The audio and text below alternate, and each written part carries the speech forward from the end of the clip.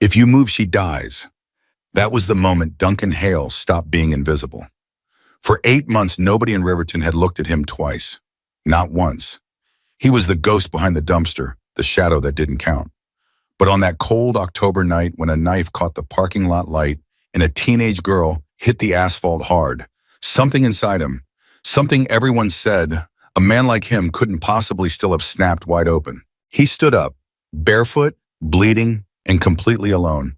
If this story moves you, subscribe and drop your city in the comments. I want to see how far this goes. There is a particular kind of silence that belongs only to people the world has decided don't exist anymore. Duncan Hale knew that silence the way a man knows the sound of his own heartbeat. Constant, unremarkable, and somehow proof that he was still alive when nothing else seemed to confirm it. He had been living behind Riverton High School for going on 8 months, and in all that time, not a single student had looked at him. Not a teacher, not a janitor pushing a cart past the loading dock at 6 in the morning. Nobody. He was furniture. He was pavement. He was the smell of old cardboard and rain that people registered for half a second and then immediately forgot. 23 years old and already invisible to the entire world. He hadn't always been this way. That was the part nobody ever thought about, that every person sitting on a curb or sleeping in a doorway had a before. Duncan's before included a mother named Patricia who used to hum while she cooked, and a small house in East Toledo where the radiator clanked every night at 11 like it was keeping time. His before included 2 years of community college studying auto mechanics, a girlfriend named Bree who laughed too loud at her own jokes, and a quiet, ordinary American plan to open a small shop someday. Nothing flashy, just his name on a sign and a lift in the garage and work he could be proud of. Then his mother got sick. Medical bills came. The girlfriend left, not cruelly, just honestly the way people sometimes do when the weight gets too heavy for 2 people to carry together. He lost the apartment, lost the storage unit, lost the last bag with everything in it on a Greyhound bus he'd been too exhausted to stay awake on. And somewhere in the losing, Duncan Hale lost the habit of expecting anyone to see him. By October, his routine was simple and nearly automatic. He woke before the school custodians arrived, folded his cardboard flat against the brick wall, where it stayed dry, and spent the early morning hours near the loading dock, where the cafeteria staff sometimes left things out. A bruised apple, a bread end, a styrofoam cup of something warm, if he was very, very lucky. During the day, he moved because standing still in one place too long made people nervous, and nervous people called the police, and the police meant losing the spot behind the dumpster that had taken him 6 weeks to properly claim. He walked the blocks around the school. He sat in the public library when the weather turned mean, reading anything auto manuals, old magazines, a dog-eared copy of Lonesome Dove that someone had left in the biography section by mistake. He came back in the evenings. He watched. That last part, the watching, had become something he was almost ashamed of, in the way you're ashamed of an ability you didn't ask for and can't turn off. 8 months behind a high school teaches you things about human behavior that no psychology class covers. He saw who the teachers favored and who they ignored. He saw which kids ate alone and which ones made a performance of their lunch tables. He saw the cruelty that happened in plain sight because the people with the power to stop it had decided somewhere along the way that it was easier not to see it. There was a group of 5 boys he had cataloged early on, had given them names in his head before he ever learned their real ones. He called the ringleader Blazer Boy because the kid wore a sport coat to school 3 days a week, in the way teenage boys do when they're desperate for people to understand they are a different species from everyone else. The one with the sharp, narrow face and the constant smirk he called the Fox. The heavy one who laughed at everything, even things that weren't funny, especially things that weren't funny, he called him Barrel. The quiet one who stood at the edge of whatever the others did, hands in pockets, never quite participating, but never quite stopping anything either. Duncan called him the Witness because in his experience, that was the most dangerous kind of person in any room. And the 5th one, the one with the knife, Duncan hadn't given him a name yet. Some people he'd learned you just watch and wait on. He would find out their real names soon enough. Tyler Brentwood, Jordan Casper, Luke Morrison, Evan Chase, Seth Caldwell. But that was later. On the night everything changed, they were still just 5 shapes moving through a parking lot like they owned not just the asphalt, but the dark around it. The volleyball game had ended at 7:15. Duncan knew the schedule because he knew every schedule connected to this building, the patterns of light and sound that organized his nights. The gym let out at 7:15 on Thursdays. The janitorial crew swept the east corridor at 7:45. The last teacher's car, a silver Subaru with a cracked left tail light, usually left by 8. After that, the parking lot belonged to the dark and the wind off the river and whatever was left over from the day. He was sitting with his back against the dumpster, his knees pulled to his chest against the chill, watching his own breath dissolve in the October air when he heard the gym door open. The girl came out alone. He'd seen her before, tall, broad-shouldered, the way athletes are not delicate but strong, her whole posture carrying the easy confidence of someone who had spent years trusting her body to do hard things. She wore a volleyball jacket, school colors, and her dark hair was still damp at the edges from practice. Her backpack was slung over one shoulder, and even at this distance, even in the half-light of the parking lot, he could see the patch on it, a Harley-Davidson Eagle, old and carefully preserved, the kind of thing someone treats like a medal rather than a decoration. She was walking the way people walk when they think they're alone, relaxed, a little inward. Earbuds in probably, or just deep in her own thoughts, replaying the practice in her head the way competitors do. Duncan watched her and felt nothing except the mild practice detachment he felt about most things he observed. She was a student. She was leaving. She was none of his business. Then the 5 boys stepped out of the shadow between 2 parked cars, and his detachment cracked straight down the middle. He didn't move yet. That matters. He wants you to know that he didn't move yet because there is a moment in every dangerous situation where the brain is still negotiating, still running the calculations, still asking, is this actually what it looks like? Jordan Casper the Fox moved first. He stepped directly into her path, and even from 30 yards away, Duncan could read the posture. Planted feet, chin lifted, arms loose at the sides in the way that isn't relaxed at all. It's the opposite of relaxed. It's a body coiled around its own intention. Hey, Jordan's voice carried in the cold air. Where are you going? She stopped, pulled one earbud out. Her voice was level, the kind of level you learn to perform. Home. Yeah, he tilted his head. What's the hurry? I don't have a hurry. I'm just going home. Tyler Brentwood Blazer Boy, though tonight he'd swapped the jacket for a dark hoodie drifted around to her left. Luke Morrison and Evan Chase moved to the right, and the geometry of it was unmistakable, the shape 5 people make when they are not just blocking a path, but closing a perimeter. Seth Caldwell, the witness, hung back 3 steps, hands in his pockets, eyes on the pavement. Nice patch, Tyler said, nodding at the backpack. His voice had the particular quality of someone who has never once in his life said the words nice patch as a compliment. She shifted the backpack strap on her shoulder, not pulling it away, not surrendering it, just repositioning. Thanks. Where'd you get it? It was a gift. From who? Silence. A beat. She was deciding how to answer. Duncan could see it in the way her chin tilted fractionally. She was smart enough not to answer, and also smart enough to know that not answering had its own cost in this moment. My dad, she finally said. Tyler looked at Jordan. A half smile crossed between them like a signal. Your dad.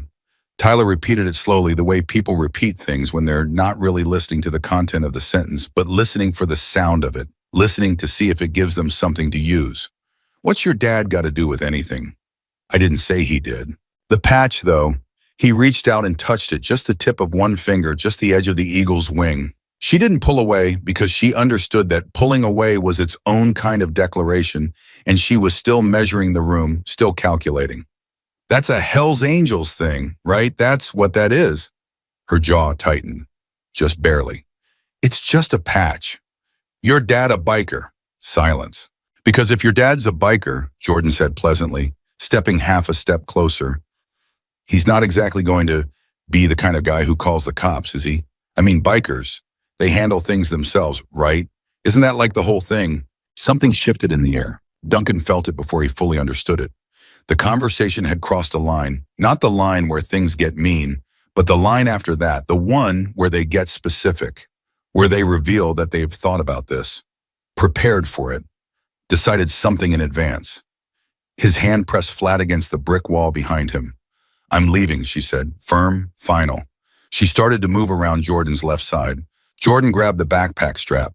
She spun and yanked back, and for 1/2 second, it looked like she might just be strong enough, just fast enough, just fierce enough to pull herself clear, and Duncan was halfway to his feet before he'd consciously decided to stand up. Then Tyler's hand came out of his hoodie pocket. The knife caught the parking lot light just for a second, just a flash of it, and the sound the girl made wasn't a scream. It was something smaller and more devastating than a scream.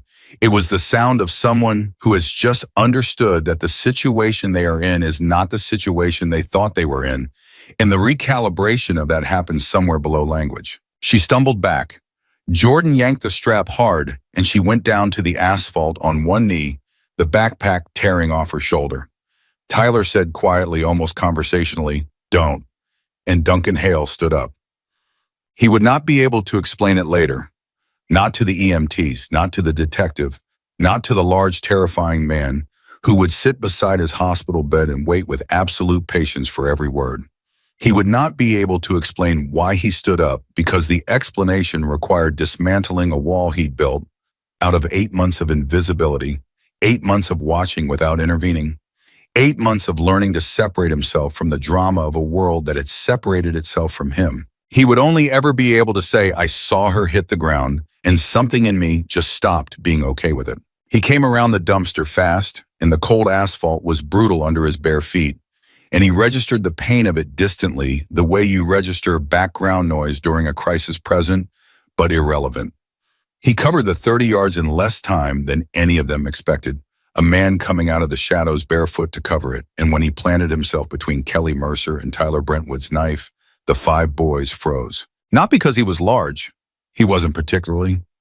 Not because he was armed or armored or visibly dangerous in any conventional way. They froze because the unexpected ruptures, the script, and these boys, for all their practiced cruelty, had been running a script. Leave her alone. 3 words. Flat. Without performance. Tyler recovered first. Of course he did. The knife in his hand gave him back his confidence in approximately 4 seconds. He let his eyes move over Duncan, the bare feet, the worn jeans, the jacket with the torn cuff, the general appearance of a man who owned nothing and could claim nothing, and his lip curled. "Who are you?" "Doesn't matter." "You sure about that? Because you're interrupting something that's not your business, and you look like—" He tilted his head, the gesture almost amused. "You look like a man with absolutely nothing to lose. You know what that means? That means you're stupid. That means you haven't thought about this." "I've thought about it." "Then think harder." He took a step forward. "Walk away. We don't want you. We don't even know who you are. Walk away, and this isn't your night." Duncan did not walk away. He turned his head slightly and looked at Kelly, who was on one knee on the asphalt. Her palms cut her breath, coming in ragged pulls, her dark eyes moving fast between the knife and this barefoot stranger who had appeared from nowhere and was apparently choosing to die on her behalf. "Get up," Duncan said to her quietly. "Get behind me and then keep going. Don't look back." "Hey," Jordan started. "She is going to get up," Duncan said, and his voice hadn't changed its register at all. Still flat, still quiet, which was somehow worse than if he'd been shouting. "And she is going to walk away, and you are going to let her, because whatever this is, whatever you think you're doing tonight, the knife makes it something that follows you for the rest of your life. You understand that the knife changes everything." For one long suspended moment, nothing happened. Kelly started to rise. Tyler lunged. What happened next took 11 seconds. Duncan would reconstruct it later carefully, the way a man reconstructs something terrible that his body handled before his mind could catch up. He went left, not back into Tyler, rather than away from him, because he'd learned somewhere from someone that the worst thing you can do against a blade is give it room to swing. He got his left forearm up. The knife caught it, not the blade edge, the side dragged, and the burn of it was extraordinary, white and immediate and clarifying in the way only real pain is clarifying. He grabbed Tyler's wrist with his right hand and twisted hard, and Tyler was strong, but Duncan had 8 months of desperation in his grip, and the knife hit the asphalt. Jordan came from the side, caught Duncan across the ribs with something, his elbow, his fist, it didn't matter. Duncan went down on one knee and felt the cold of the asphalt come up to meet him, and above him the parking lot lights were very bright and very indifferent. He heard Kelly's voice. Hey, hey, somebody. Luke grabbed her arm. Duncan got back up. He didn't plan it. His legs just refused to stay down. He came back up and he put himself between her and Luke and shoved hard with both hands flat on Luke's chest, and the bigger boy went back 2 steps and hit the side mirror of a parked car and flinched. Run, Duncan said. She ran. Tyler came back with the knife. Duncan caught it on his forearm again, because the forearm is better than the throat, better than the chest, better than the belly, and the arm can be survived. He went down the second time harder, and this time his shoulder hit first, and the world tilted, and he could feel warmth running down his left arm and couldn't feel his hand anymore. And that was new. That was a new thing. He heard the boys above him, sharp whispers, the particular pitch of voices recalibrating around consequence. He heard one of them say Tyler's name like a question. He heard sneakers on asphalt. He heard a car door and an engine. Then he heard running footsteps, small, fast, coming back toward him. Don't, he started. I'm calling 911, Kelly said, and she was already on her phone, already talking, her voice shaking but her hands steady in the way hands sometimes are when the rest of the body is falling apart. I need an ambulance. Riverton High School parking lot, yes, right now. There's a man, he's bleeding, I think it's please, hurry. She knelt beside him on the asphalt. Her volleyball jacket smelled like fabric softener and gym chalk. You're going to be okay, she said. Though she didn't know that, couldn't possibly know that, and her voice cracked on the last word in a way she clearly didn't intend. Duncan looked up at the October sky. His arm was on fire. His ribs were singing something sharp and unpleasant. The parking lot lights made halos in his vision that he didn't think were entirely natural. Your patch, he said. She blinked. What? Your backpack. Get it? Before... He closed his eyes. Don't let them take your dad's patch. There was a pause, then quietly, I have it. I've got it. He nodded. That was enough. That was sufficient. He could hear the sirens beginning somewhere far away, growing the sound of a world that was finally coming. And Duncan Hale, 23 years old, barefoot and bleeding on the cold asphalt of a high school parking lot in Toledo, Ohio, finally let his eyes close. Not because he gave up, because for the first time in 8 months, there was someone there to hold the space while he did. In the ambulance, between the sharp crack of a paramedic's voice and the pressure of a hand on his arm, he heard her say one more thing. She was standing outside the ambulance doors. They were loading him. She had her backpack pressed against her chest with both arms the way children hold things that matter. I don't know your name, she said. He was drifting, but not gone. Duncan, he said. It's Duncan. She didn't say anything else, but he heard the sound of her exhale, long, shaking finally aloud, and that sound followed him down into the dark the way a good thing will, the way something true carries itself into the places where the ordinary world can't follow. The ambulance doors closed. The sirens opened up full, and the night, which had been so ordinary and so cold and so exactly like every other October night in Riverton, Ohio, became something else entirely. Became the night that had changed everything. For Kelly Mercer, for Riverton High School, for the 5 boys who thought a parking lot in the dark belonged to them, and for Duncan Hale, the man nobody saw who chose in the only moment that counted to be seen. The sirens didn't stop when the ambulance did. They kept going in Kelly Mercer's head long after the doors closed, long after the vehicle disappeared around the corner of Ashland and 5th, long after the parking lot went quiet again, and she was standing alone on the asphalt with her backpack held to her chest and her palms still bleeding and absolutely nobody around to tell her what to do next. She stood there for 30 seconds, maybe a minute. Time had stopped behaving the way it was supposed to. Then her phone rang. She looked at the screen. Her father's name, Marcus. She had a specific ringtone set for him, 3 notes low and familiar, and the sound of it hit her somewhere behind the sternum, the way home does when you have been gone too long. She answered it before the second ring finished. Kelly. His voice was the same as always, quiet, measured with that particular weight that came from a man who had learned decades ago that volume was for people who weren't sure they'd be listened to. Where are you? Not a question. Never really a question with Marcus. Still at school, she said. In the parking lot. A pause. 2 seconds, maybe 3. Marcus Mercer processed things in silence the way other men process them out loud. You sound wrong. Something happened. Another pause. Shorter this time. Are you hurt? My hands, I felt someone push me. I fell on the asphalt. It's not, she stopped, looked at her palms. The cuts were shallow, but they were bleeding steadily in the way a shallow cuts do, inconsiderate and persistent. It's not serious. I'm okay. Someone pushed you. The temperature in his voice dropped approximately 10 degrees, and it hadn't been warm to start. There were 5 of them.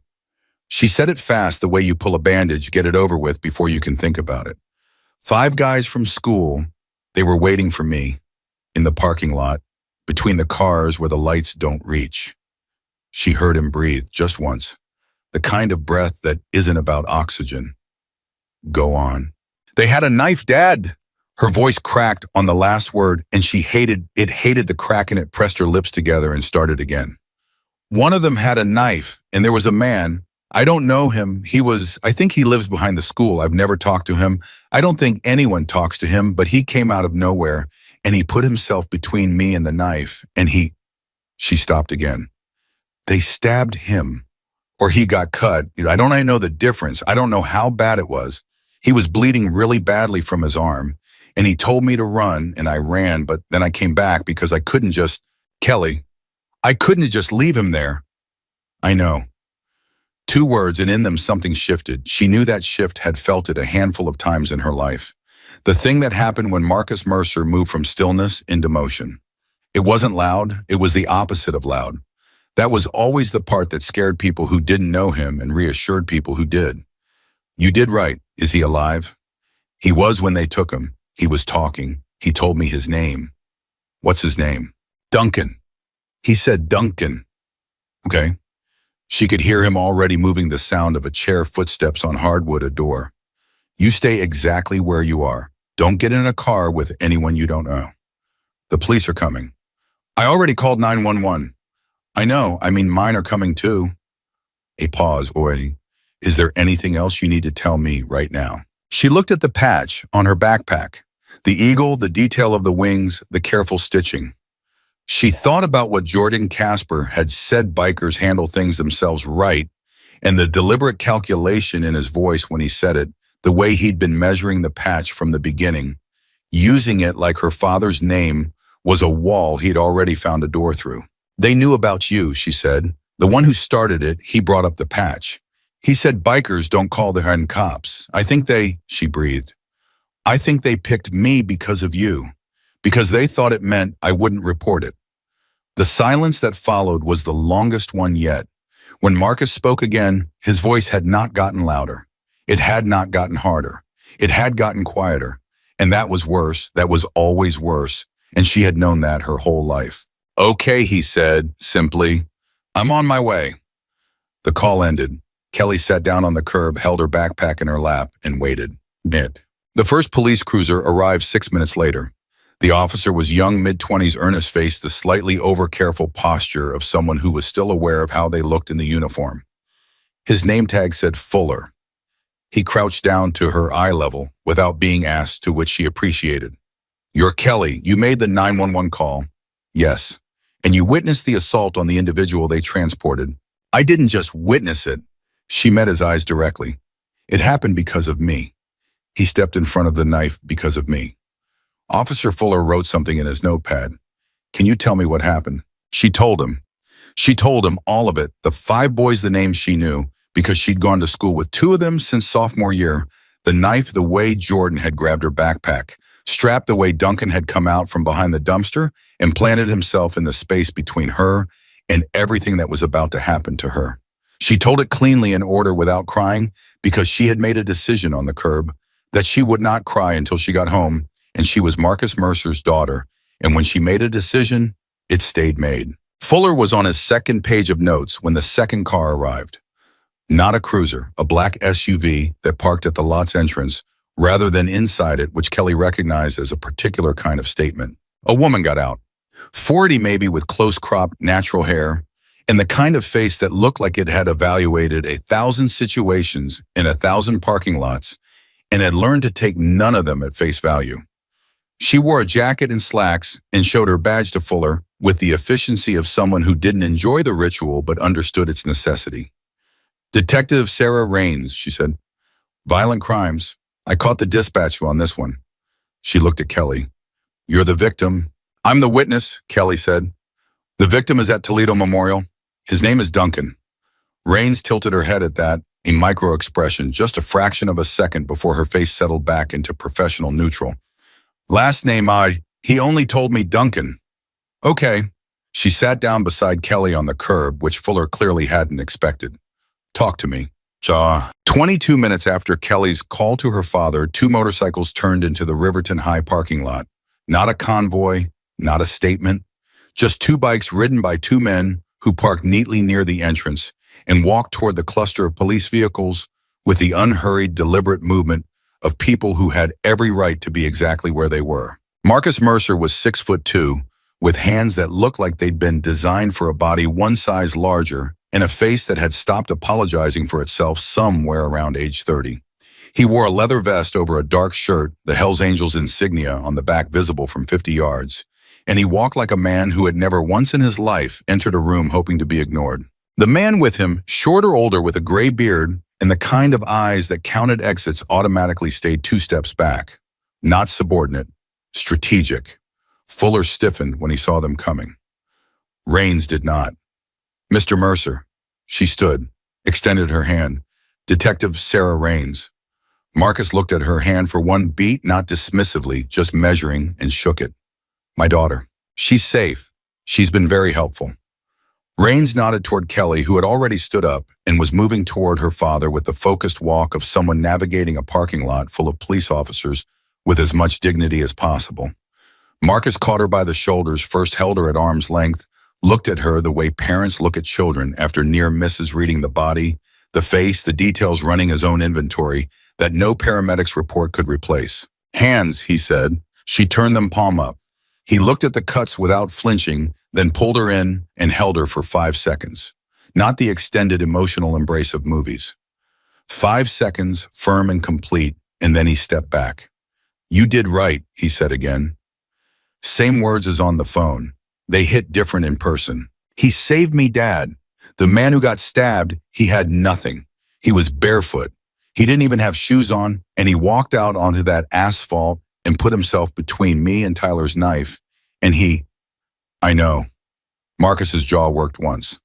What hospital? Toledo Memorial, Rains said from 2 feet away. He's in surgery.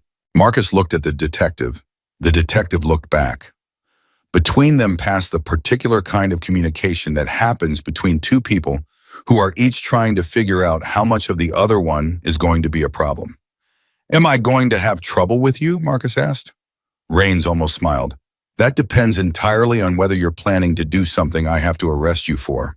I'm planning to sit beside a man in a hospital. A pause. After I get the names of the people who put him there. I have the names, Rains said, and I'm planning to pick them up tonight. Another pause. So you can let me do my job. Marcus held her gaze for 3 full seconds.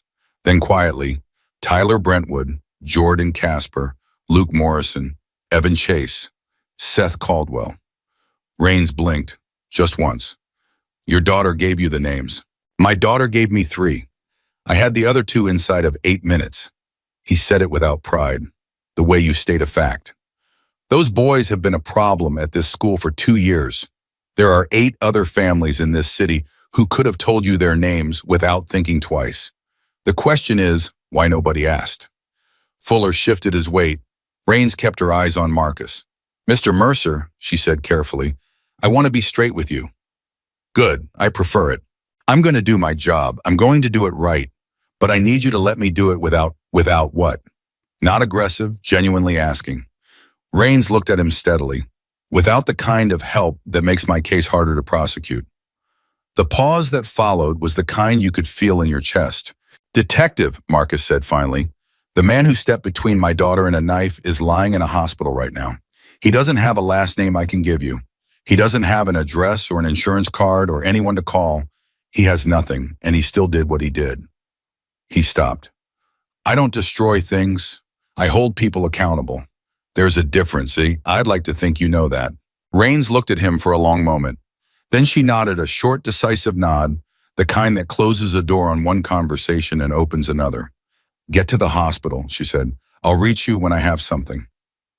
Toledo Memorial at 9:43 on a Thursday night had the particular atmosphere of a place that had given up on the idea that emergencies should be surprising. The fluorescent lights in the waiting area were the same at every hour. The chairs were the same uncomfortable plastic. The television mounted to the wall was set to a cable news channel with the sound-off captions, scrolling at the bottom of the screen with the delayed, slightly wrong quality of captions that are always a half-second behind what the world is actually saying. Marcus Mercer sat in the third chair from the door and did not watch the television. He sat the way he did most things, with complete stillness, his hands resting on his thighs, his eyes on the double doors that separated the waiting area from wherever Duncan Hale currently was. Kelly sat beside him with a paper cup of coffee she wasn't drinking because a nurse had pressed it into her hands and it had seemed wrong to set it down. They sat like that for 40 minutes. Then a surgeon came through the double doors in scrubs, pulling a mask down from her face, and Marcus stood before the woman had taken 3 steps. "Duncan Hale," he said, "the man they brought in at approximately 8. Stab wound in left forearm." The surgeon looked at him with the calibrated neutrality of someone who had learned not to be rattled by large men in leather vests. "Are you family?" "I'm the closest thing he has," Marcus said. "A beat." She looked at Kelly. Kelly met her eyes and said nothing, which was its own kind of confirmation. "He's stable," the surgeon said. The knife caught the radial artery. It missed the complete transection, which is the only reason we're having this conversation rather than a different one. He lost significant blood. He's going to need rest and antibiotics and follow-up care. She paused. He also had 3 cracked ribs that he hadn't sought treatment for, 2 of which appear to be older injuries. Marcus was quiet. "He's been living rough," the surgeon continued carefully, her voice softening a fraction without losing its precision. "His feet, the condition of his feet, the calluses, the cuts. He hasn't had shoes in some time. Malnutrition is a factor. His body was not in a strong position going into this, which means recovery is going to take longer and require more support than it might otherwise." She looked directly at Marcus. "Is there someone who can provide that support?" "Yes," Marcus said. He hadn't hesitated. The surgeon looked at him for a moment, then nodded. "He's asking for something." Marcus straightened. "What?" "He's still groggy from the anesthesia, but he keeps asking the same thing. The nurse couldn't figure out what he meant." She tilted her head slightly. "He keeps saying, 'Did she get away?' Over and over. 'Did she get away?' We don't know who he's talking about." Kelly made a sound, not quite a word. She pressed her hand over her mouth, then took it down. "He's talking about me," she said. Her voice was steady and completely wrecked at the same time. "He wants to know if I got away." The surgeon looked at her, looked at Marcus. "Do you want to tell him?" Kelly was already moving toward the double doors. But the room they'd put him in was small, and the bed was too short for him, and the fluorescent light above it hummed with a frequency that a healthy person wouldn't notice and a sick person would find maddening. He had a drip in his right arm and a thick wrapping of gauze from his elbow to his wrist on the left, and his feet, she saw, had been cleaned and wrapped, and that undid something in her chest that she hadn't expected. Someone had cleaned his feet. He was awake. Barely eyes at half-mast, the particular unfocused quality of someone navigating the border between anesthesia and consciousness, but awake. When she stepped into the room, he turned his head and his eyes sharpened by a fraction. "You got away," he said. It wasn't a question. He was confirming it. "I got away," she said. He nodded once slowly, and something in his face changed. Not dramatic, nothing cinematic, just the quiet dissolution of a held thing. The way a muscle relaxes that's been clenched for so long, the person stopped knowing it was clenched. "Your hands," he said. She looked down at the bandages the paramedic had put on her palms. "Cuts, nothing serious." "The patch," she held up the backpack. The eagle caught the light. He looked at it for a moment. Then he looked at her. "What's your name?" "Kelly. Kelly Mercer." He processed that. She could see him doing it, the way the name moved through whatever fog the anesthesia had left. "Mercer," he repeated. "My dad's outside," she said. "He wants to talk to you. When you're ready. No rush, he'll wait." Duncan blinked. "Your dad." "Marcus." Something crossed his face. Not fear, not exactly. More like the look of someone who has been told a thing they don't quite know what to do with yet. "He's not, is he angry?" She almost laughed. Almost. Not at you. Okay, he said. He closed his eyes briefly, then opened them again. Okay. Tell him I'll talk to him. He paused. Just give me a minute. She nodded. She moved to leave, and then his voice came again quieter. Kelly. She turned. His eyes were fully open now, and in the harsh white light of the hospital room, she could see how young he was. How unreasonably young, 23, she would learn later, only 5 years older than her for a person who had accumulated so much of the particular weathering that life does to people it's decided to be hard on. I wasn't trying to be a hero, he said. I couldn't watch it happen. I couldn't be another person who watched and didn't do anything. He stopped. I've been watching things happen for 8 months and not doing anything. And I was tired of it. She stood very still. I know, she said finally, but you should know what you did. It wasn't ordinary. People watch things happen every day and tell themselves that it wasn't their place. You didn't do that. She paused. You didn't do that. He held her gaze for a moment. Then he looked away at the ceiling, at the humming light. Tell your dad I'll talk to him. She went out. Marcus was standing in the hallway, not pacing, just standing, the man with the gray beard still behind him, and two more men, now neither of whom had been in the parking lot, both of whom had the look of people Marcus had called and who had come without asking why. She stopped in front of her father. He said he'll talk to you, she said. He said he wasn't trying to be a hero. He said he was just tired of watching and not doing anything. Marcus looked at her. His expression didn't change exactly, but something in the vicinity of his eyes did something quiet and deep and not entirely expressible in the vocabulary of faces.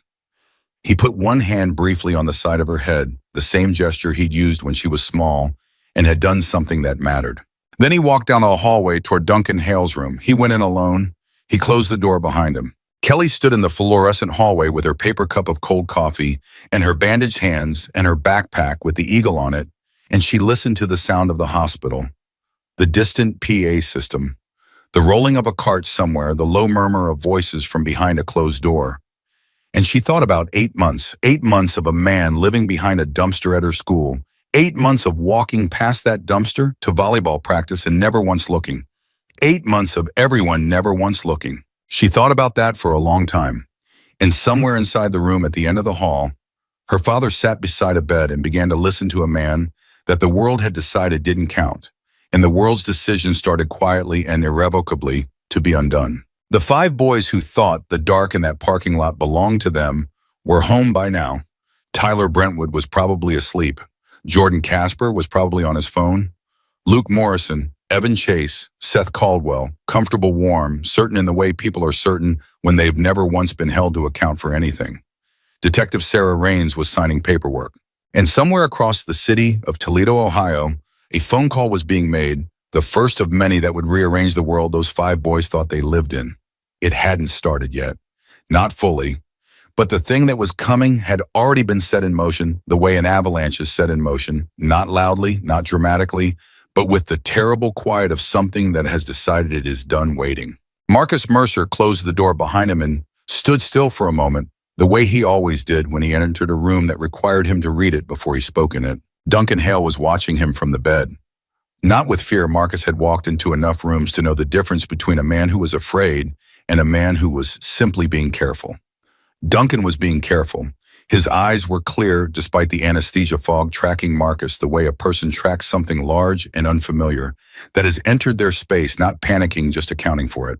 Marcus pulled the chair from the corner of the room and set it beside the bed and sat down. He didn't say anything immediately.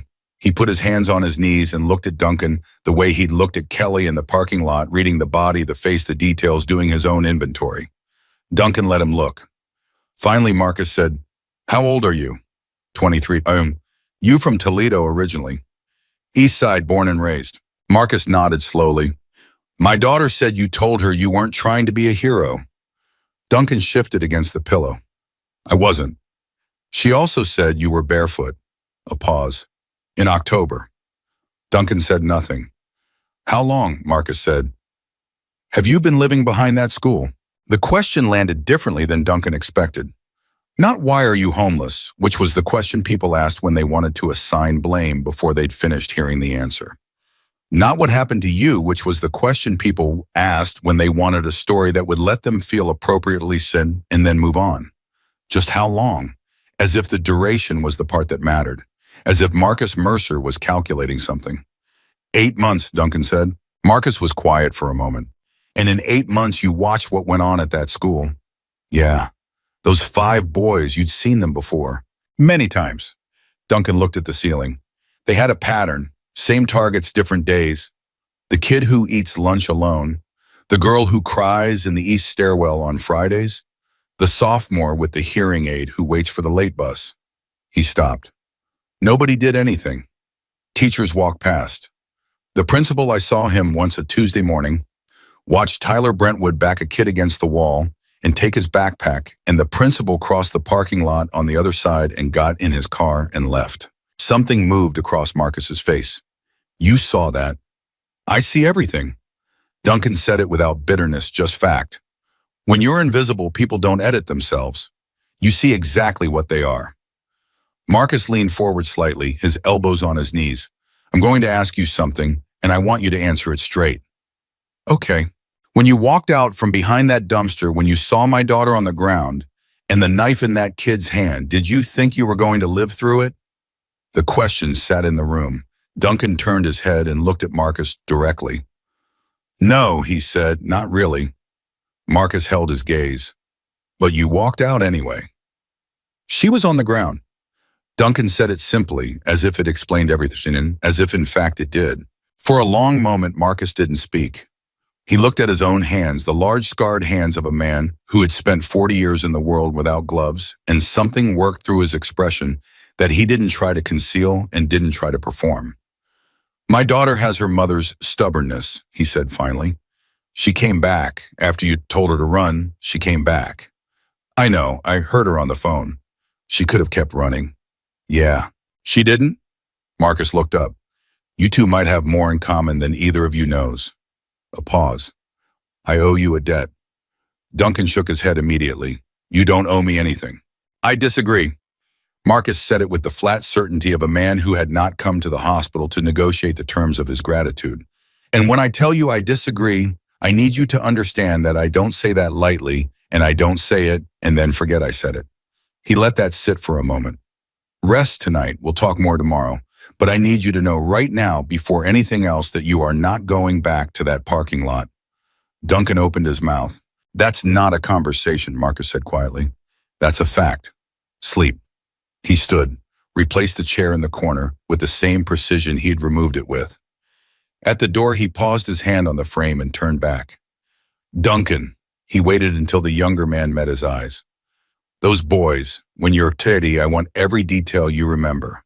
Every pattern, every name, every face. Every time you watch something happen that should have been stopped. A beat. Can you do that? Duncan looked at him for a moment. Then yeah, I can do that. Marcus nodded once and walked out. In the hallway, he took out his phone. He didn't make a call immediately. He stood with the phone in his hand and looked at the far wall and did the specific kind of thinking that takes place in the space between what has happened and what needs to happen next. Then he made the call. It lasted 4 minutes. He spoke quietly in the economical way of someone communicating with people who don't need sentences explained. When he hung up, he looked at the man with the gray beard, whose name was Carver, who had been with Marcus for 19 years and who operated as a kind of human shorthand for whatever Marcus hadn't said yet. How many can we have here by morning? Marcus said. Carver didn't even blink. By morning, Midwest chapters 50-60 easy. If we push east and south. Push, Marcus said. Carver nodded and stepped away with his own phone. Marcus walked back down the hallway to where Kelly was still standing with the paper cup and the backpack and the expression of someone who has just lived through something that hasn't finished revealing all of what it is yet. He's resting, Marcus said. She nodded. Go home. Get your mother to look at your hands. Mom's in Cincinnati until Sunday. A pause. Then go to Aunt Rita's. Don't stay alone tonight. He cupped the back of her head briefly, the same gesture as before, the one that meant you did right without requiring the words again. I'll be here through the night. She looked at him. What are you doing? He met her eyes. What needs doing? She knew better than to ask more. She'd grown up as Marcus Mercer's daughter, which meant she had learned early the particular wisdom of knowing which doors to open and which ones to understand were already taking care of themselves. She hugged him quick, fierce, the kind of hug that compresses a lot of unsaid things into a few seconds. And she walked out of Toledo Memorial with her backpack against her chest and the October air hitting her face like something she hadn't earned the right to complain about. Not tonight. Detective Sarah Raines knocked on Tyler Brentwood's door at 11:17 that night. She had two officers with her, a warrant that had taken her 45 minutes of phone calls to a judge she trusted to get signed, and the particular professional calm of a woman who had been doing this long enough to know that the first knock was almost always the most revealing moment, not what came after, but the specific quality of the silence that came between the knock and the door opening. The silence at the Brentwood house lasted 9 seconds. Tyler's mother opened the door in a silk robe, a woman in her mid-40s with the carefully maintained appearance of someone for whom appearance was load-bearing. She looked at the badge, then at the officers, then at Raines, and her face went through 3 distinct expressions in under 2 seconds surprise calculation in the particular arrangement of features that Raines recognized as the expression of a person deciding how indignant to be. "It's almost midnight," the woman said.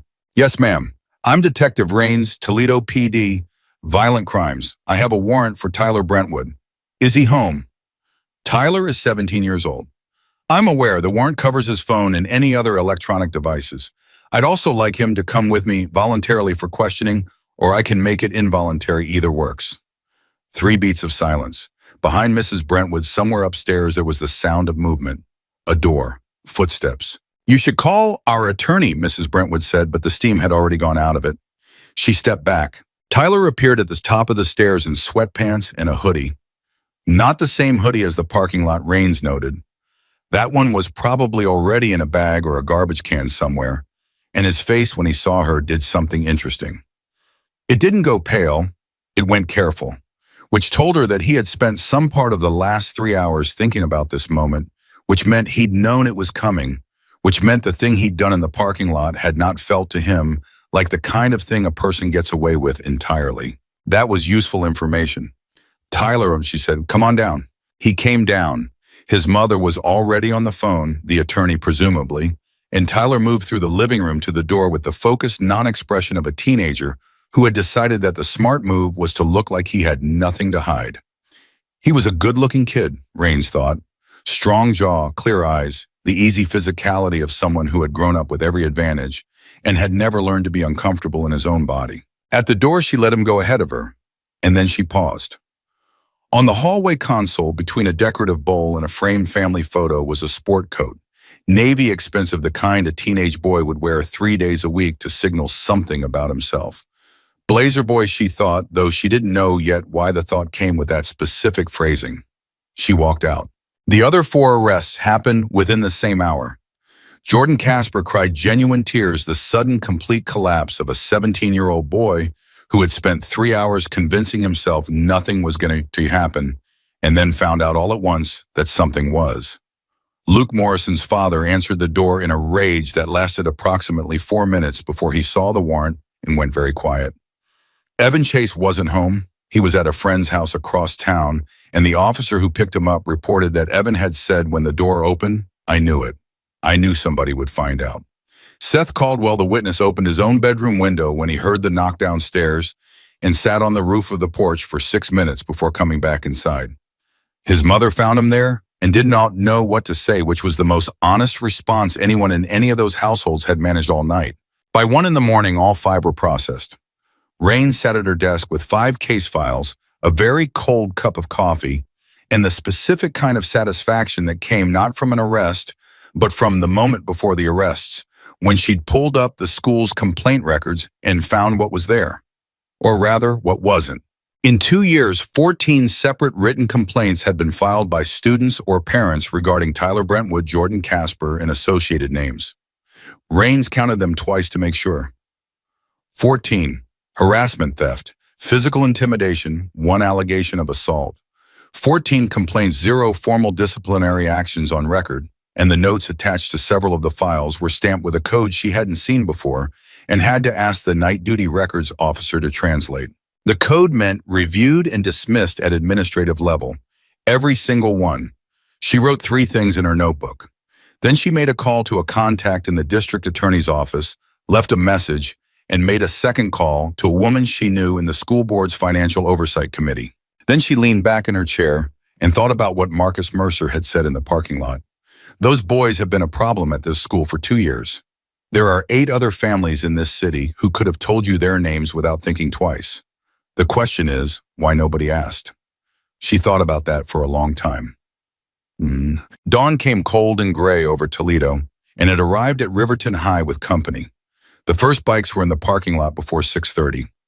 Not a crowd yet, just 4 of them parked in a neat line near the main entrance, their riders standing in a loose cluster near the flagpole, not speaking much, not moving much. Just present in the way that certain kinds of presence are felt before they're seen. By 7:15, there were 22.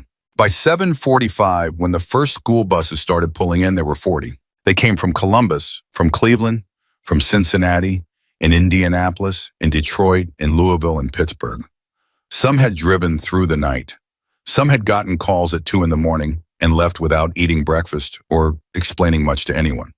They came because Marcus Mercer had made a call, and the call had said what it needed to say, in the way such calls work in organizations built on the specific currency of loyalty, not with lengthy explanation, but with the information that a man with nothing had stood for what was right and had nearly died for it, and that the people who put him in a hospital bed were still walking around as if the world was the same world it had been the night before. The world the call implied was going to need some adjusting.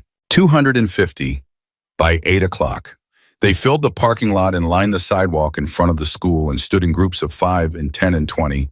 Along the street, a living demonstration of something the students pouring off the buses had no framework for processing. Not violence, there was no violence, not so much as a raised voice, not chaos, just numbers, just presence, just the undeniable physical fact of 250 people who had ridden through the night, because one man's story had landed in them somewhere below. Reason in the place where things become unacceptable. The principal, a man named Gerald Hofstadter, arrived at 7:53 in his silver Subaru, the same one Duncan had cataloged over 8 months of observation, and sat in the parking lot for 4 full minutes after he turned the engine off, looking through his windshield at what had assembled itself in front of his school. Raines would later obtain the phone records from that 4-minute window. He made 6 calls, 3 to school board members, 2 to a family friend who was a city attorney, 1 to the police non-emergency line, during which he reportedly said, "I need someone to tell me this isn't what it looks like." It was exactly what it looked like.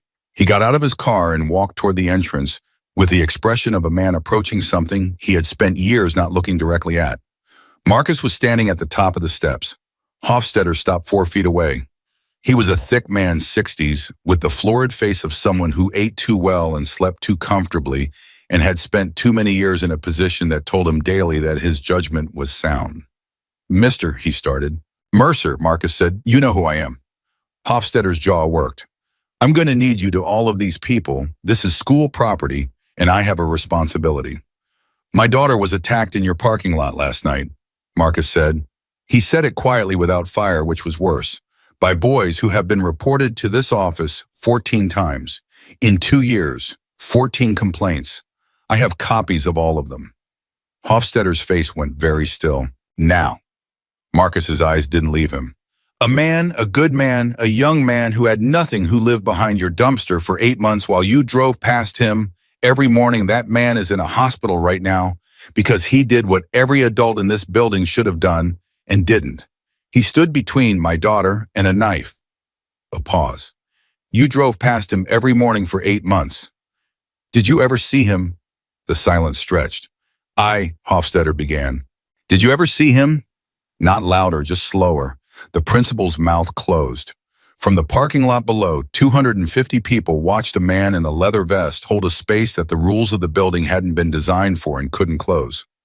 Raines arrived at 8:12 in the black SUV. She parked, walked to the steps, and stood beside Marcus without greeting him. Just stood there, which was its own kind of statement. Hofstadter looked between them. Something in his face was crumbling around its own edges. "I'll need to call the board." "The board is already being called," Raines said. "By me." She held up her phone. I've also contacted the District Financial Oversight Office regarding your administrative discretionary fund, which appears to have some irregularities that are going to need explaining." She paused. "Would you like to go inside?" Hofstetter went inside. Rains followed. Marcus stayed on the steps. He turned and looked out at the parking lot at Carver, who nodded from 30 yards away, and at 248 other people who were there because a barefoot man in a hospital bed had done one right thing, and one right thing had been enough to move all of this. He reached into his jacket and took out his phone and called the hospital. Asked for Duncan Hale's room. The nurse said Mr. Hale was awake and had asked twice if anyone had called. "Tell him," Marcus said, "that we're here." A pause on the line, then, "He says he wants to know how many." Marcus looked out at the parking lot. "Tell him 250, so far." Through the phone, very faintly, he heard something from the hospital room. Not words, just the sound a person makes when they've been holding something for a very long time and someone has finally come to help them set it down. Inside the school, the students who had come off the buses were pressed against the windows watching. The teachers stood in the hallways watching. Tyler Brentwood was not there to watch. Neither were Jordan Casper, Luke Morrison, Evan Chase, or Seth Caldwell. 5 empty chairs in 5 different homerooms. 5 absences that the attendance office marked routinely automatically, the way the system had been marking things routinely and automatically for 2 years. But today, for the first time, the absence left a shape. People could see it. The shape of a thing that had been allowed to happen.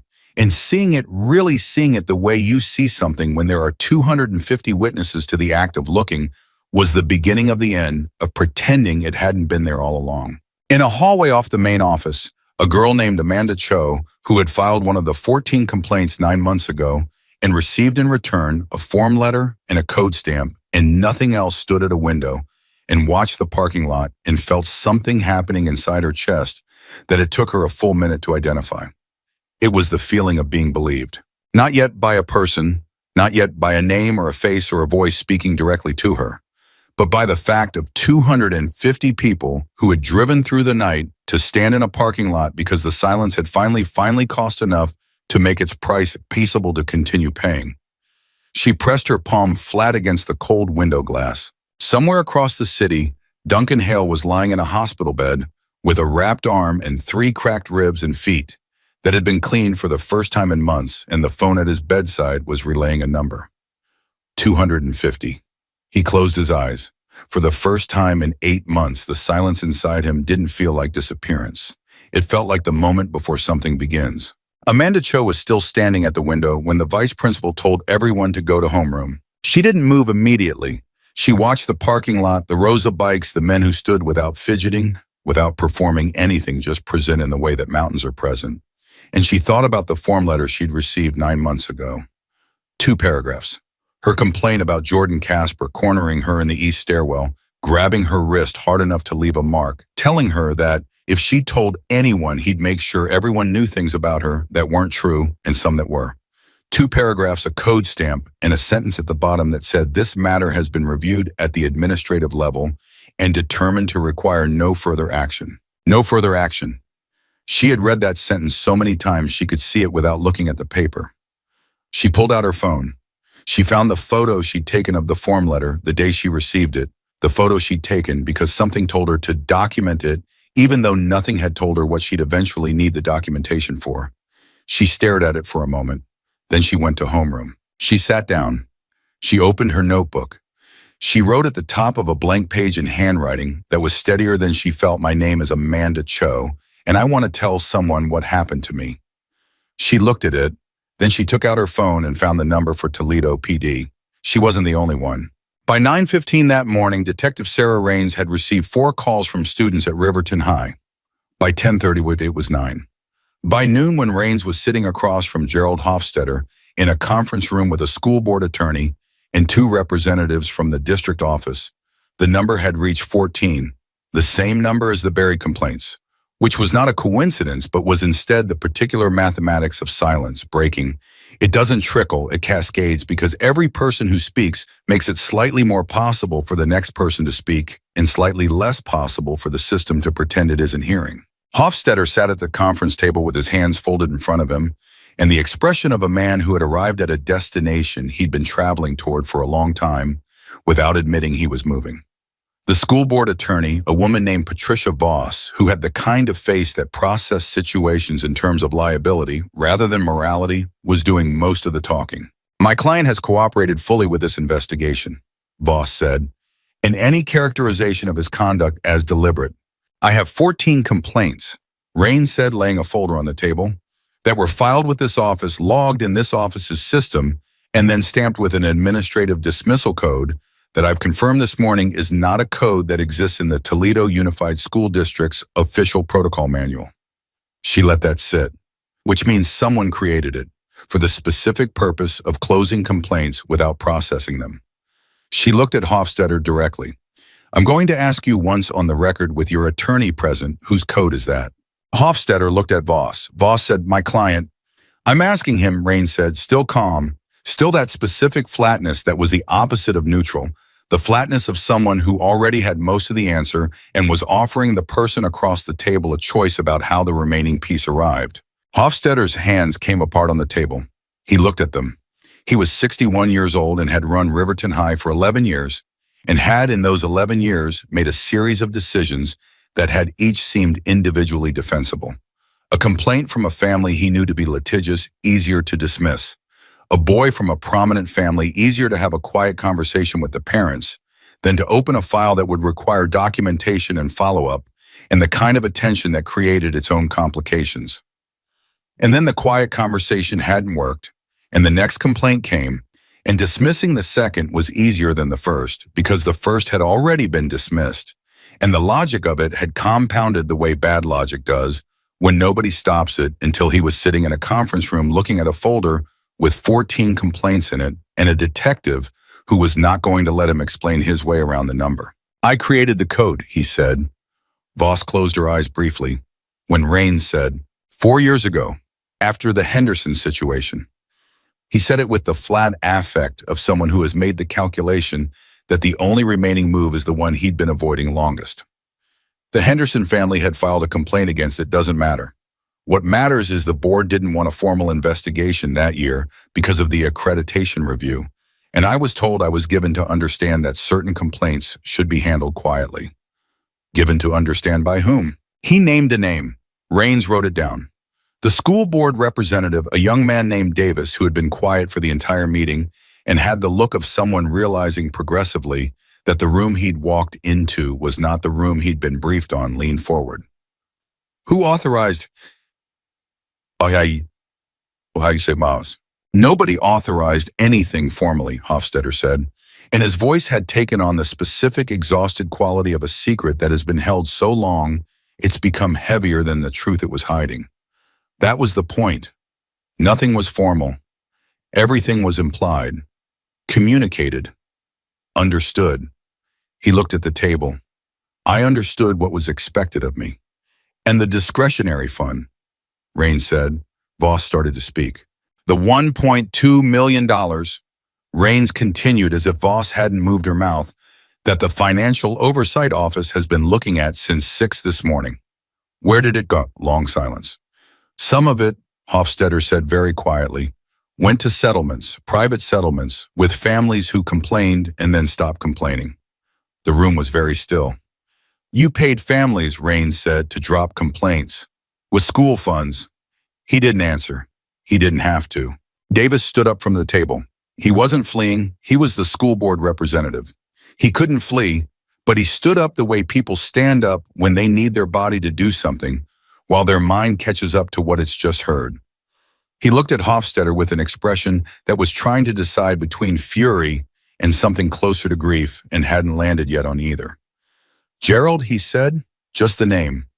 Nothing after it." Hofstadter said nothing. Rains closed her folder. "We're done for now. Mr. Hofstadter, you'll need to be available for further questioning this afternoon. I'd recommend," she looked at Voss, "that your client be very available." She stood, picked up the folder, and walked out of the conference room into the hallway where Marcus Mercer was standing with Carver, and a woman from the district attorney's office named Chen, who had driven directly from her house that morning after Rains's 2 a.m. voicemail and had arrived with coffee and a legal pad, and the expression of someone who had been waiting for a case like this for a specific and personal reason she hadn't shared yet. "Well," Marcus said, Raines handed him a single sheet of paper, a copy of the administrative dismissal code with Hofstadter's name attached to its creation date. Marcus looked at it, his face didn't change, but his hand holding the paper pressed it flat with a pressure that went well past what the paper required. "How many kids?" he said. 14 calls so far. It'll be more by end of day." Raines looked at him. The ones who were paid were tracking those families now. Some of them took the money because they needed it, because they were fighting a system with their own money and the school had more. She paused. "That's not their fault." "No," Marcus said, "it's not." Chen looked up from her legal pad. "The 5 boys from the parking lot the DA is reviewing for adult charges. With the knife, the coordination, the prior pattern we're looking at, assault with a deadly weapon, attempted kidnapping. And because of how they specifically targeted Kelly based on her father's affiliation." She paused. "There's a credible hate crime enhancement argument, the calculation about the Hells Angels that they'd be less likely to go to law enforcement that's targeting based on group identity." Marcus absorbed that. "And the school, Hofstadter is looking at misconduct in office, misuse of public funds, potentially conspiracy to suppress. The board member he named is going to have a very difficult week." Chen's voice was precise and unsparing. "Riverton High is going to be closed for review. The board is meeting an emergency session this afternoon, and I fully expect it to be dissolved by end of day." Marcus looked at Raines. Something passed between them. Not warmth exactly, but the mutual recognition of 2 people who had arrived at the same place from very different roads and found that the roads had both been necessary. "What do you need from me?" Marcus said. "The witness testimony," Raines said. "Yours, Kelly's, and Duncan's fully documented. I also want the names of any other families in the community who came to you informally about Riverton before last night." He pulled out his phone. "I'll have Carver send you a list by this afternoon. There are 11 families." He looked at her steadily. 11 families who came to me because the school wasn't listening and they didn't know where else to go." Raines stared at him. 11. 11 million. She wrote it down. John. Duncan Hale had been awake for 3 hours when the television in his hospital room stopped showing cable news and started showing something else. One of the nurses, a woman named Gloria, who had the specific energy of someone who had seen everything and maintained her warmth anyway, had switched it to the local news at his request because the man in the next bed had mentioned that something was happening at Riverton High, and Duncan had said quietly, "Can you put on the local news," in the tone of someone who already knew what was happening, but needed to see it confirmed in the way that real things sometimes need to be confirmed. The footage was aerial, a news helicopter, Toledo's NBC affiliate, and it showed the school from above. The parking lot, the bikes, the people. Duncan watched it without speaking. His left arm was elevated on a pillow. His ribs ached with the deep, specific ache of cracked bones. Not sharp, just constant, the kind of pain that becomes background noise you learn to think around. His feet had been wrapped, and the wrapping was already the most comfortable thing that had been on his feet in 8 months. The reporter's voice was saying things about a gathering, about a community response, about an ongoing police investigation. The camera panned across the lot and caught Marcus Mercer on the school steps and held on him for a moment, just a moment, before the producer apparently decided that footage of a Hells Angels president standing on the school steps was either too much or too interesting to leave on too long. Gloria came in to check his drip and saw the television and stopped. "That's where you were," she said. "That's where I was." She looked at the screen, looked at him. Something moved through her face that she didn't hide.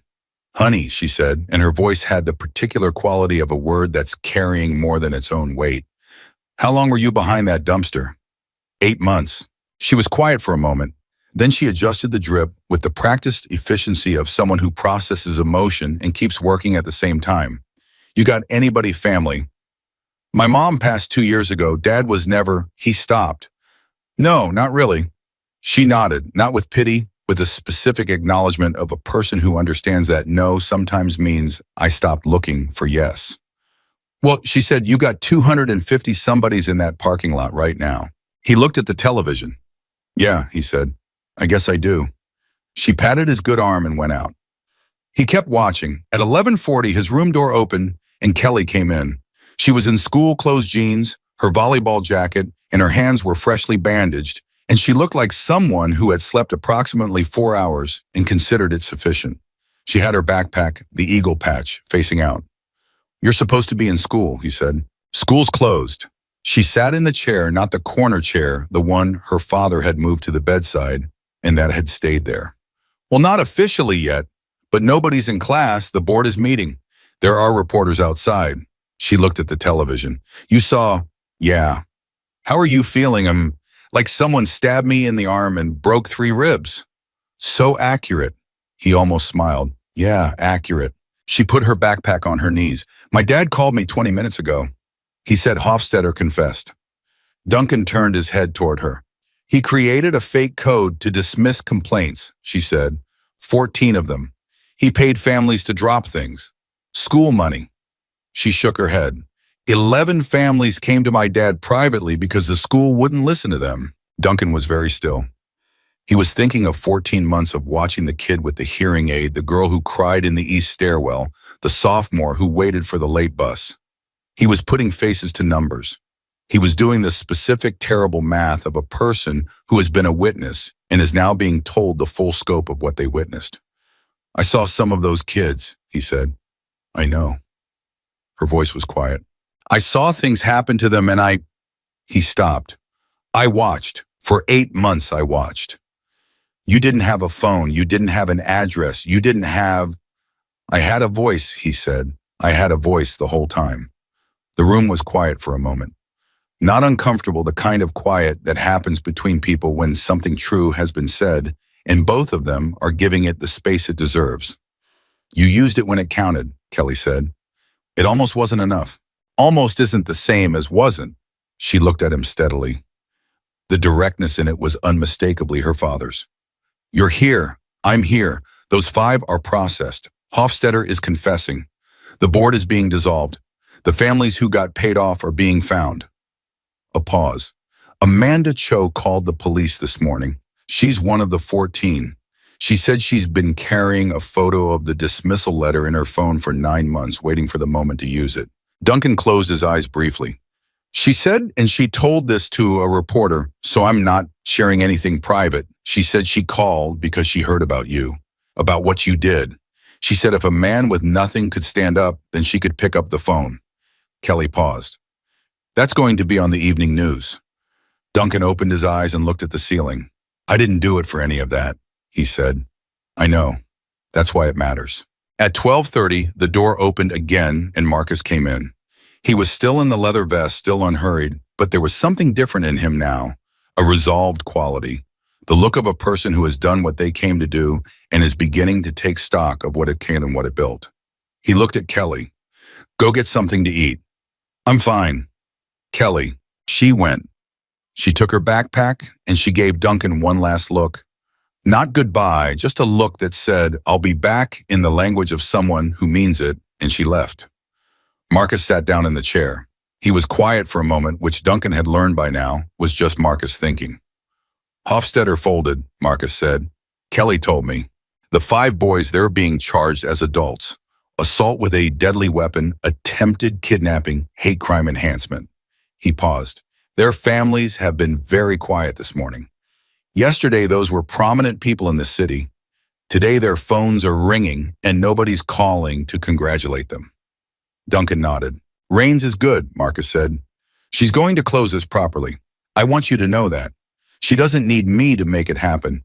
She just needed someone to stop the machine long enough for her to do her job. Is that what the 250 people were for? That's what the 250 people were for. A pause. Among other things. Duncan looked at him. What other things? Marcus held his gaze. When a man stands for something and nobody acknowledges it, the thing he stood for gets smaller. People forget.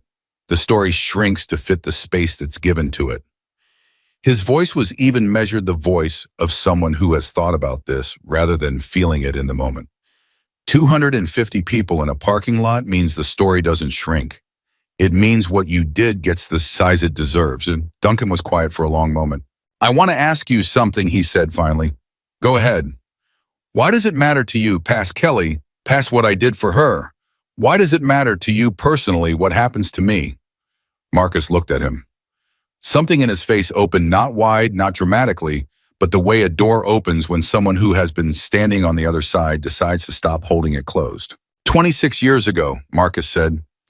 "I was 21 years old and I was living out of a car in Youngstown, and I had nothing. A man I barely knew gave me work. Didn't ask why I needed it. Didn't make me explain myself or prove I deserved it. Just gave me work and paid me fair and said when I tried to thank him that the only thanks he wanted was for me to do the same for someone else someday." He paused. "I've been trying to pay that forward for 26 years. I don't always get the chance." He looked at Duncan. "You're the chance." Duncan held his gaze and said nothing, which was the fullest possible response. "Now," Marcus said, shifting in the chair with the efficiency of a man closing one topic and opening another, "I need you to do something for me." "What?" "I need you to talk to Rains, formally. Everything you saw in 8 months, the names, the incidents, the patterns, the dates, if you remember them, the faces, if you know them. All of it." He paused. "You're the only witness who was there for all of it. The only one nobody thought to hide things from because nobody thought anyone was watching." Duncan breathed slowly around the ache in his ribs. 8 months of watching stored in the particular involuntary archive of a man with nowhere else to put things. The hearing aid kid's September 3rd week, east side of the building, Tucker Morrison, taking his earpiece and holding it out of reach while Luke laughed. The girl in the stairwell, her name was Priya. He'd seen it on a folder she dropped once every Friday for 6 weeks, crying on the same step, because something happened in her last class of the week that she spent the entire weekend recovering from. The sophomore at the late bus stop, named unknown regular as clockwork on Tuesdays and Thursdays, the money taken from his jacket pocket so smoothly and so routinely that the boy had stopped putting money in his jacket pocket and had started hiding it in his shoe, which Duncan knew because he'd watched him do it one morning and had felt something so complex and so specific that he still didn't have a word for it. "Yeah," Duncan said, "I can do that." Marcus nodded. He stood. "One more thing," he said. "Yeah. When you're out of here and the doctor says 10 days, 2 weeks, depending on the arm, I have a shop, auto, 3 guys, good work, steady hours. My guy Reeves is looking for someone who knows engines."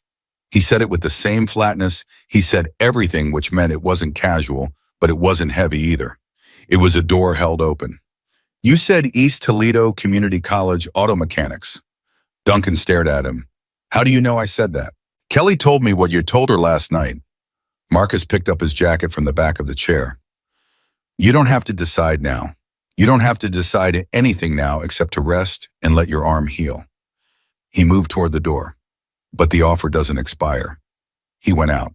Duncan lay in the bed in the humming hospital room with the television showing aerial footage of his old parking lot and the ache of 3 cracked ribs and a wrapped arm that had stopped a knife, and thought about the word offer. He turned it over in his mind. He looked at it from different angles, the way you look at something you haven't seen in so long, you need to relearn its shape. An offer, made without condition, without performance, without the requirement that he first explain or justify or make himself small enough to fit the size of the help being given. Just the offer doesn't expire. In the hallway outside, he could hear Kelly on the phone with someone, her voice clear, unhurried, giving information in the precise and organized way she'd given it in the parking lot, the same calm under pressure that had called 911 while kneeling on cold asphalt next to a bleeding man she didn't know.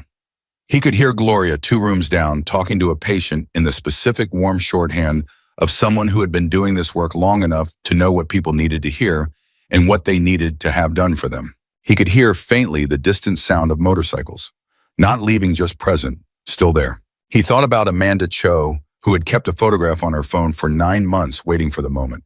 He thought about 11 families who had gone to a biker because the people whose job it was to listen had chosen not to.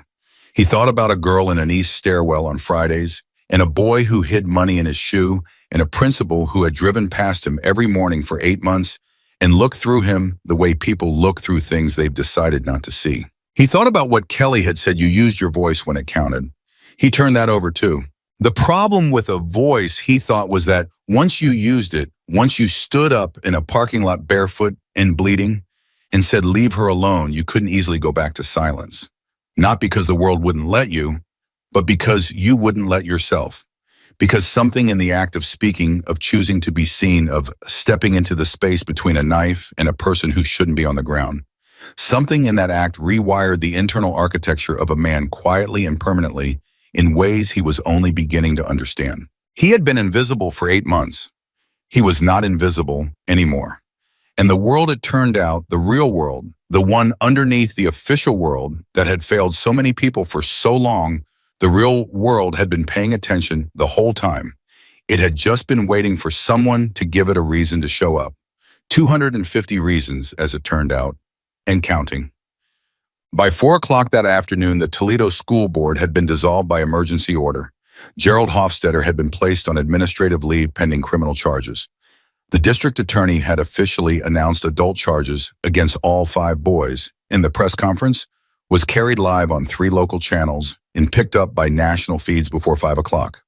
A state financial audit of Riverton High's discretionary accounts was ordered, which would ultimately confirm the misappropriation of $1.2 million over 7 years. And in a conference room at Toledo PD, Amanda Cho sat across from Detective Raines with her phone on the table between them, the photograph of the dismissal letter on the screen, and said, "I want to tell you everything." She was the first, she was not the last. By the end of the day, 9 students had given formal statements. By the end of the week, there would be 22. Every one of them had been there the whole time, quiet, carrying it, waiting for the mathematics of silence to finally tip far enough that speaking became more possible than not speaking. Duncan Hale had not known any of their names, but he had seen their faces. And when Raines sat down across from him 2 days later with a legal pad and a recorder and said, "Take me back to the beginning, to the first thing you saw that mattered," Duncan closed his eyes and he began. He talked for 4 hours. He didn't leave anything out. The day Duncan Hale walked out of Toledo Memorial, it was a Tuesday 11 days after the parking lot. He hadn't expected anyone to be there. That was the thing he would remember most clearly later. Not the moment itself, but the expectation going into it. 11 days in a hospital bed had given him a lot of time to think, and somewhere in the middle of those 11 days, his thinking had developed a particular defensive quality, the same quality he'd developed over 8 months behind a dumpster, the mental habit of not expecting things so that the absence of them didn't land too hard. He told himself that Marcus was a busy man, that Kelly had school to get back to, or what remained of school after everything that had happened to Riverton High, that Carver and the others had lives and chapters and responsibilities that had been put on hold long enough, that the dramatic part was over and the world would now return to its regular programming, which did not feature Duncan Hale prominently in anyone's schedule. He had his discharge papers in his good hand, his wrapped left arm in a sling, his 3 ribs still objecting to deep breaths in the same jeans and torn jacket he'd come in with washed. He noticed and folded on the chair that morning by Gloria, who had done it without mentioning it. He pushed through the front doors. Marcus was leaning against a truck. Not a motorcycle, a truck. Dark blue clean, parked directly in front of the entrance with the unhurried certainty of a vehicle whose owner does not worry about where he parks. Carver was in the passenger seat.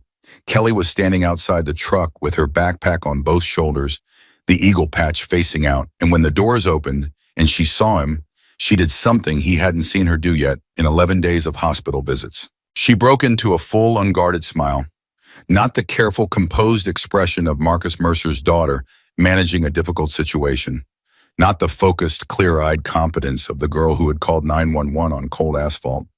Just a smile, open and immediate and entirely without strategy. Duncan stopped walking for 1 second, which was all the stopping he allowed himself. "You look better," she said. "Than what?" "Than the last time I saw you vertical." She fell into step beside him as Marcus pushed off the truck and opened the back door. "How's the arm?" "Attached." "Ribs? Inconvenient." She laughed. It was a good laugh. Her mother's laugh Marcus had told Duncan once during one of the long hospital conversations that had ranged far beyond the immediate facts of the case into the territory of 2 people discovering with some surprise that they had a lot to say to each other. Marcus put his hand briefly on Duncan's good shoulder as he reached the truck. The gesture was the same as the one he'd given Kelly in the parking lot and in the hospital hallway, brief, firm, complete. It said everything it needed to without requiring a word built around it. "There's a stop before the apartment," Marcus said. Duncan looked at him. The apartment. "Reeves found a unit above at the shop, month-to-month utilities included. It's not large." He opened the driver's door, "But it has a bed and heat and a lock on the door." Duncan stood on the sidewalk outside Toledo Memorial and looked at the truck and the open door. And Marcus Mercer, who had driven to this hospital, on the day after his daughter was almost killed, and had sat beside the bed of a man he'd never met, and had really listened, the way almost nobody had listened to Duncan in 2 years. "I haven't said yes to the job yet," Duncan said. "I know. I'm saying it now." Marcus nodded once, got in the truck. Duncan got in. Kelly climbed in beside him and the door closed, and the city moved past the windows, and nobody felt the need to fill the space with talking, which was its own kind of belonging. The specific comfort of people who have already said the important things and don't need to perform the lesser ones. The stop, it turned out, was the auto shop. Reeves was a short man, 50s, with grease permanently embedded in the lines of his knuckles, and the no-nonsense handshake of someone who evaluated people by what they did rather than what they said about what they did. He walked Duncan through the shop in about 8 minutes, 3 lifts, good tools, a parts account, with 2 suppliers, a roster of regular customers going back 12 years. He explained the job with the same efficiency. He did not explain why the job existed or reference anything that had happened in the last 11 days. It was a broad term. Duncan could do it or he couldn't. The shop needed someone who knew engines and showed up. "You know a 5.7 Hemi," Reeves said. "Well enough. You ever done transmission work?" 2 years of school and a year of working it before. Duncan stopped. "Before. Yeah, I've done transmission work." Reeves looked at him for a moment with the evaluating flatness of a man who has hired wrong before and learned from it. Then he nodded. Monday, 7:30. He walked back into the shop. Duncan stood in the doorway and looked at the lifts and the tools and smelled the specific smell of oil and metal and work that he had not smelled from the inside of a place like this for a long time. And something in his chest did a complicated thing that he didn't try to name. Kelly appeared beside him. "Well, Monday," he said. She nodded, satisfied in the way of someone who played a role in something and is glad the something worked out but isn't going to make a production of either. The apartment was on the second floor. 1 room, a kitchen along one wall, a bathroom with a shower head that ran hot on the first try, a window that looked out over the back of the shop and the alley behind it, a bed with a frame, a real frame, not a cot, not a mat, not cardboard against brick, and a blanket that was thick and plain and not borrowed from anyone. Marcus walked him up and showed him the key and left him there. Duncan stood in the middle of the room for a long time. He didn't unpack because he didn't have anything to unpack. That would be the next thing, there would be a next thing, and after that, another next thing, the small sequential architecture of a life being rebuilt one practical step at a time. But for now, he stood in the middle of a room with a lock on the door and heat coming through a vent in the floor and the key in his hand, and he did the thing that he had not allowed himself to do in 8 months because the math of it was too painful when you live behind a dumpster. He thought about the future. Concretely, what Monday would look like. What he'd need work boots first because you couldn't work a shop floor in whatever he currently had on his feet. Gloves, a change of clothes. The practical inventory of a man who has somewhere to be and something to do when he gets there. It was the most ordinary possible set of thoughts, and it cracked him open completely. He sat down on the edge of the bed and put his face in his good hand and breathed through it the specific, ragged, soundless variety of crying that happens when a person has been holding something so long they've forgotten it was weight. And then the weight lifts and the body reports back on the full extent of what was being carried. He didn't let it go long, 30 seconds, maybe 40.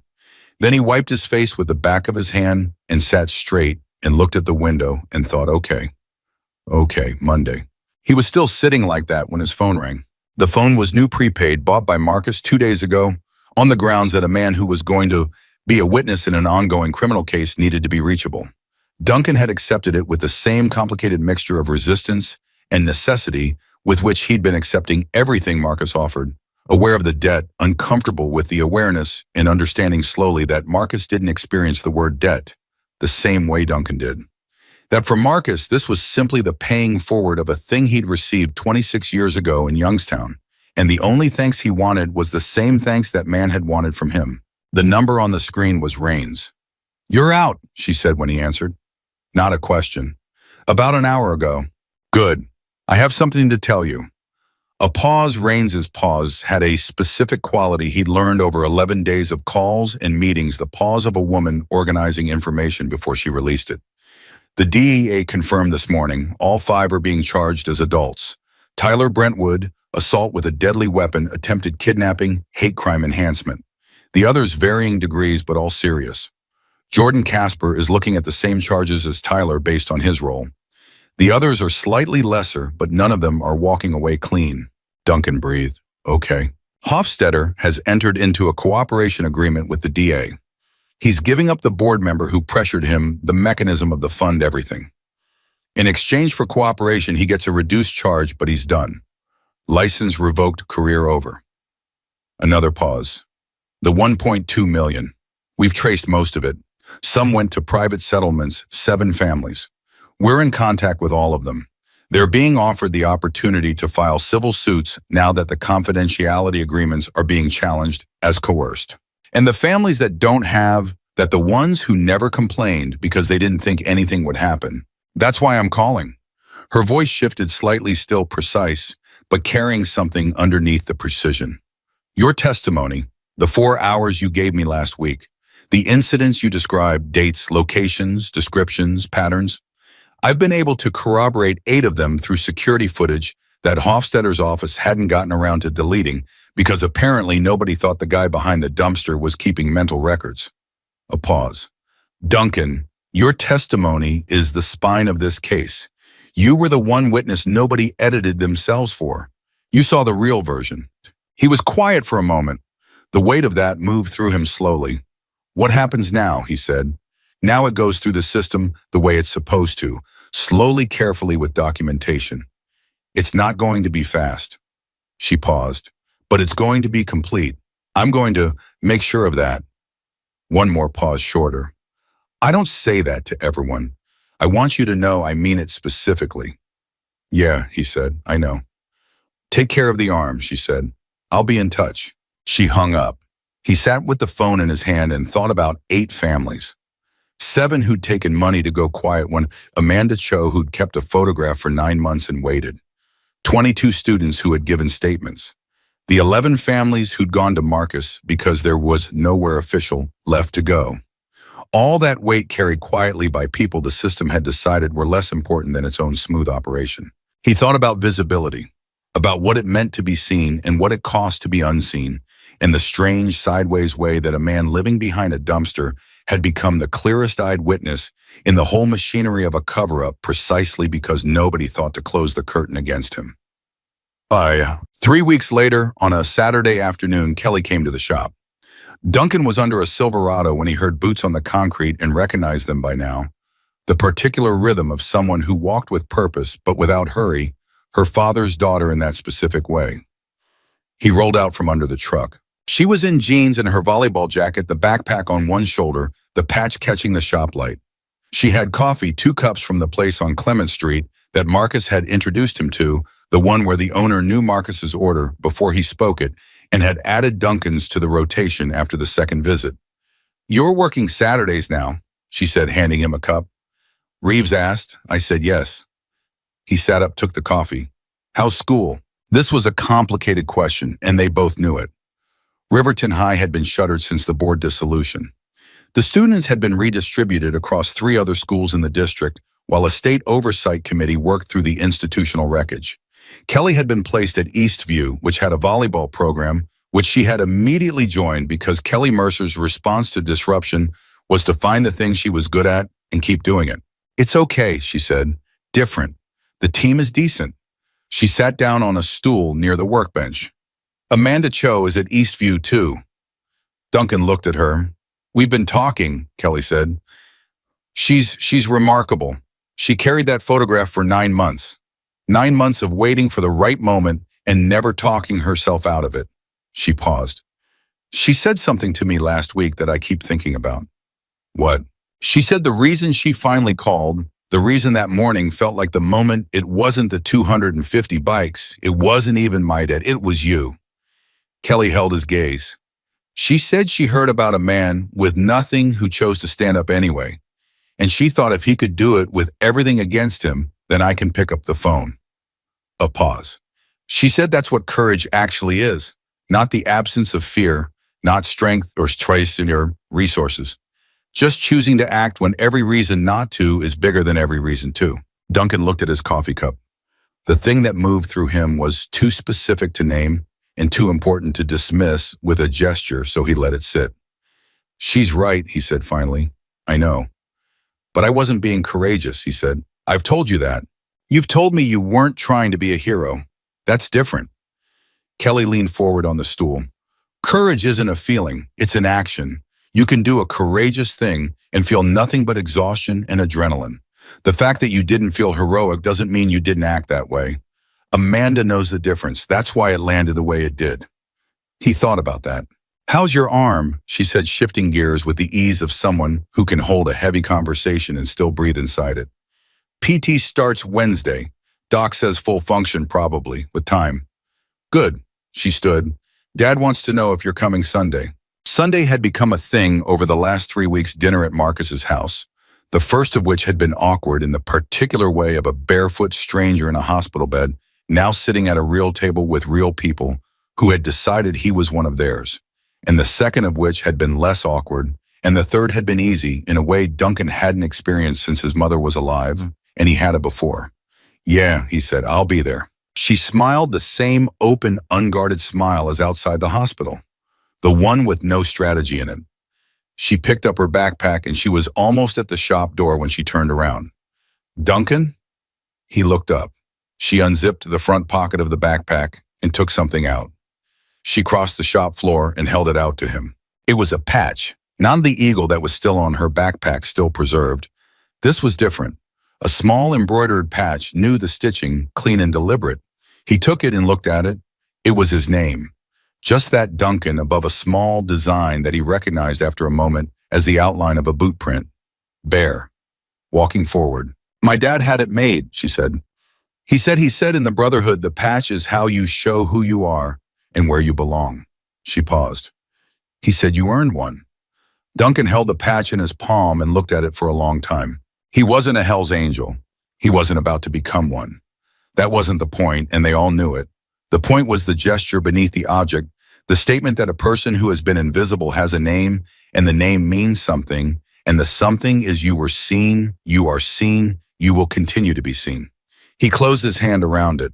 Tell him thank you, he said. Tell him yourself, Sunday. She walked out. He sat alone in the shop with the patch in his fist and the hum of the fluorescent lights above him and the smell of oil and metal and work, and he thought about October, about cold asphalt and parking lot lights and a girl hitting the ground and something inside him snapping open like a window that hadn't been opened in 8 months. He thought about how small the moment had been, how ordinary in its own terrible way, one man, no shoes, no weapons, no plan, stepping between a knife and a person who should not be on the ground.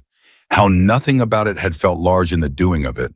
How it had felt like the only possible thing and also like the last thing and had turned out to be instead the first thing. The first thing in a chain that had unspooled across Toledo, Ohio in the days that followed through hospital rooms and conference tables and police recordings and school board emergency sessions and a girl's photograph kept on a phone for 9 months and 11 families who had been waiting for someone to ask, and 22 statements and 4 hours of testimony from a man that nobody had thought to hide anything from.